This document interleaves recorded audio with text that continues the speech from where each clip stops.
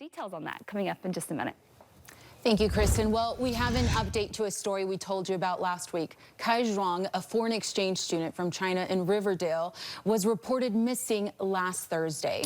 Police issued an endangered missing advisory, which we told you about on Friday. Police have now found him. News specialist Kara Bracken joins us now with the latest. Kara.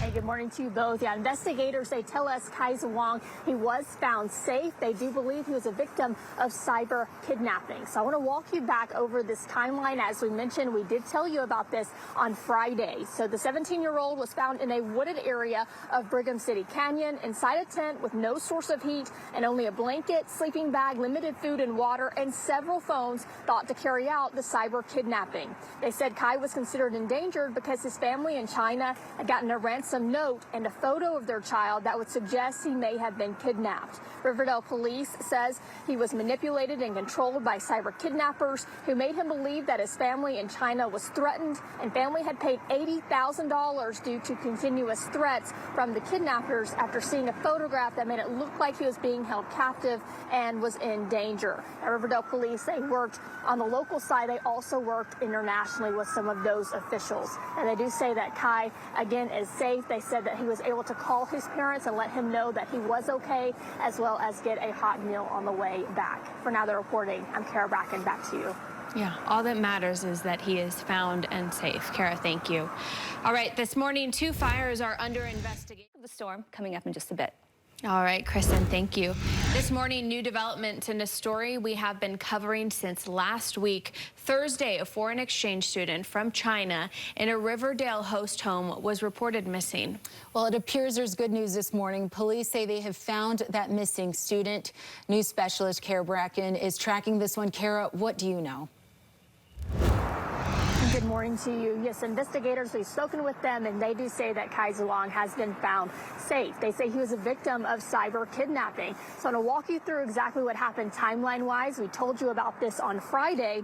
The 17-year-old was found in a wooded area of Brigham City Canyon inside a tent with no source of heat and only a blanket, sleeping bag, limited food and water, and several phones thought to carry out this cyber kidnapping. They say Kai was considered endangered because his family in China had gotten a ransom note and a photo of their child that would suggest he may have been kidnapped. Riverdale police, they say that Kai was manipulated and controlled by cyber kidnappers who made him believe that his family in China was threatened, and family had paid $80,000 due to continuous threats. After seeing a photograph that made it look like he was being held captive and was in danger. Riverdale police, they worked with the FBI and U.S. Embassy in China along with Chinese officials. So Kai was found yesterday, as well as he was able to call his family and let him know that they were okay. And also, they say he was given a warm meal on the way back. For now, they're reporting live. I'm Kara Bracken. Back to you. All right, it's always the outcome we want to hear, right? Really it is. Yeah. Breaking overnight, authorities tell us the suspect is in custody after a potential DUI incident in Roy turned into a pursuit. The sheriff's office says the suspect deliberately collided with 2 police vehicles. Then law enforcement fired shots at the vehicle. Both law enforcement and the suspect had minor injuries, and everyone has been medically cleared. And developing this morning, a 19-year-old is facing $80,000. Plus, an alleged DUI driver leading police on a high-speed chase. We'll see how many DUI arrests in Utah have been made over the last 2 days. And a massive 7.6 magnitude are now being investigated. A Weber County critical incident team is investigating an overnight chase that ended with police shooting at a suspect's car. The sheriff's office says deputies were called to the lower Uinta area on reports of an intoxicated driver. They say they found the suspect's car near Riverdale Road and 1900 West in Roy. Deputies say the man took off and led them on a chase through Roy and Riverdale. The sheriff's office says 19-year-old Carter Edelman deliberately rammed the police vehicles before deputies shot at his car. Well, the sheriff's office says deputies and Edelman ended up with minor injuries, but everyone was cleared medically before an arrest was made. Edelman was booked into jail this morning on multiple charges, including aggravated assault, evading, and DUI. Utah Highway Patrol says they've made 44 DUI arrests yesterday and today combined. Well, many Utahns are hoping for mild weather this year, especially in light of what happened to hundreds of people in 2023.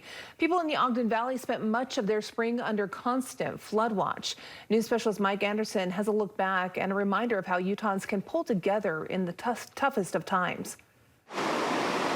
We knew what was coming, the large amounts of runoff with more water than we'd ever seen in the mountains above. For people in Huntsville, that meant constant preparation and bracing. We sandbagged till like 9 o'clock last night. From folks trying to protect their summer homes and cabins. There was a river running down this road, literally. To others frequently sandbagging outside their year-round homes. Right now it's considered moderate flooding. I'm like, what? Moderate? This is not moderate. Weber County road crews were constantly working to clear debris and keep the water flowing downstream rather than up over the banks. Search and rescue aided with drones to keep an eye on blockages. And at one point, area homeowner Darren Funk leased a sandbagging machine to help his neighbors get what they need and keep up with demand. And the thought was to just make it available to volunteer groups just to help protect their property and just trying to give back. Ultimately, however, the melt-off came gradually rather than the all-at-once that many of us feared. All the while, people kept banding together to help each other out. The community's been incredible. It's one or two texts or calls and the people are there. It's pretty incredible how people respond when people are in dire need. Craig Wilcox was among the homeowners who became mostly surrounded by water, though aside from some crawl space flooding, things could have been much worse. Many homeowners crediting their neighbors. We're grateful, we're thankful for all their help. For constantly stepping in. Couldn't do it without them. The constant story of Utah in the face of natural disaster. Mike Anderson, KSL-5 News. Mike, thank you. Now to an amazing update to a story. KSL. Those could have been crashes that ended up changing not only their life, but the lives of those who were crashed into. A new year in Utah rings in with an alarming number of people suspected of driving under the influence. I think it's important that families prepare themselves for something like this. Plus, a missing exchange student found alive. Where he was found and why police are calling this a case of cyber kidnapping. And the latest after a large earthquake rattles Japan. A better look at the damage it left behind, along with the search and rescue operations underway right now. KSL News at 10 starts now. And good evening to you. Tonight, law enforcement reporting a surge in DUI arrests over the holiday weekend. The Utah Highway Patrol arresting 66 people for driving under the influence between Friday and this morning. News specialist Shelby Lofton joins us live to put that number into perspective. And Shelby, the number of arrests is much higher compared to this time last year. Shara, that's right. 66 DUI arrests this year, and UHP reported 36 the same holiday weekend last year. That's nearly double that number, and UHP says it's 66 too many. This weekend was substantially higher from last year. 61060. Across the state, Utah Highway Patrol covered the roads. Do you have your driver's license with you? To stop drunk or high drivers.